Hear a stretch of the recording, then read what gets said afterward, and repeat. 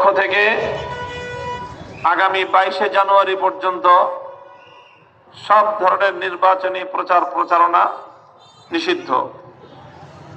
কাজে আমি আমার সকল দায়িত্বশীল নেতাকর্মী এবং সর্বস্তরের জনগণের প্রতি উদাত্ত আহ্বান জানাবো যে আপনারা কেউ নির্বাচনী আচরণ বিধি লঙ্ঘন করবেন না, দলীয় প্রতীকের স্লোগান দিবেন না, নির্বাচনের ভোট প্রার্থনা করে কোনো আহ্বান অথবা কোনো স্লোগান আপনারা দিবেন না।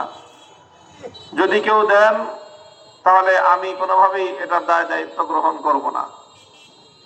আমি নির্বাচন কমিশন ঘোষিত নির্বাচনী যে আচরণ বিধি, সেই আচরণ বিধির প্রতি শতভাগ শ্রদ্ধাশীল।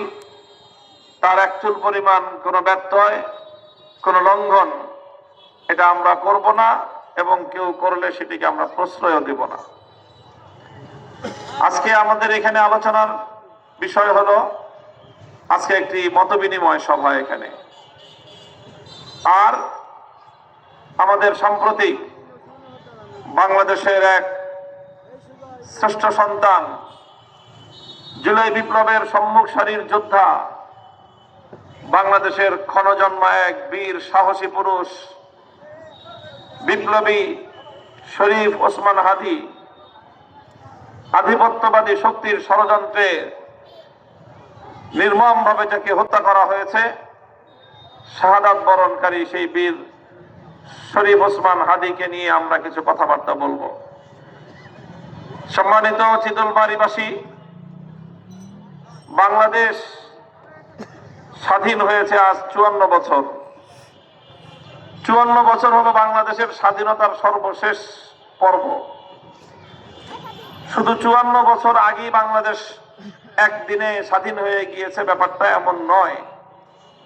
বরং বাংলাদেশের এই স্বাধীনতা অর্জন করতে বিভিন্ন আধিপত্যবাদী শক্তির বিরুদ্ধে লড়াই করতে হয়েছে বাংলাদেশের মানুষকে। 190 বছর ব্রিটিশের বিরুদ্ধে লড়াই করেছে আমাদের পূর্বপুরুষগণ।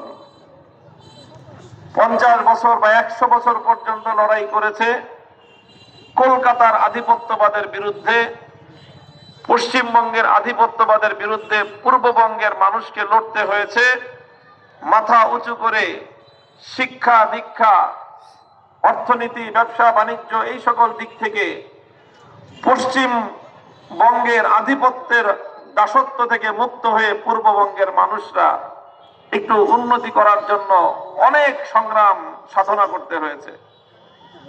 তারপরে 24 বছর পর্যন্ত পশ্চিম পাকিস্তানি খান পাঠানদের আধিপত্যের বিরুদ্ধে লড়াই করতে হয়েছে। পৃথিবীর একমাত্র জাতি বাংলাদেশ, এই বাংলাদেশের বীর বাঙালিরা, বীর বাংলাদেশিরা তিনটি আধিপত্যবাদের বিরুদ্ধে লড়াই করে 214 বছরের সংগ্রামের মধ্য দিয়ে 1971-এর মহান মুক্তিযুদ্ধ, এবং সেই মহান মুক্তিযুদ্ধের মধ্য দিয়ে বাংলাদেশের স্বাধীনতা অর্জিত হয়েছে। বাংলাদেশের স্বাধীনতা অর্জিত হয়েছিল মূলত একটা মূল লক্ষ্য অর্জন করার জন্য। সেই লক্ষ্য হলো বৈষম্যের বিরুদ্ধে, জুলুমের বিরুদ্ধে, মানুষের অধিকার যারা হরণ করেছিল সেই অধিকার আদায়ের লক্ষ্য নিয়েই মুক্তিযুদ্ধ হয়েছিল। আমরা দেখেছি 190 বছর যেভাবে ব্রিটিশ বেনিয়ারা আমাদের এই দেশ থেকে, আমাদের সোনার মাটির নিচের সহ যাবতীয় এই দেশের সহায় সম্পদ, এদেশের মানুষের মেধা সম্ভাবনা, এগুলোকে লন্ডনে বিলাতে পাচার করে 190 বছর পর্যন্ত আমাদেরকে দাসত্বের শৃঙ্খলে আবদ্ধ করে রাখার চেষ্টা চালিয়েছে। 1947 সাল থেকে 71 সাল পর্যন্ত পশ্চিম পাকিস্তানিরা ঠিক সেভাবেই আমাদের মানুষের উপর বৈষম্য এবং জুলুমের শাসন চালিয়েছে। কথা ছিল, তারা অঙ্গীকার করেছিল, ওয়াদা করেছিল, তারা ইনসাফের শাসন কায়েম করবে।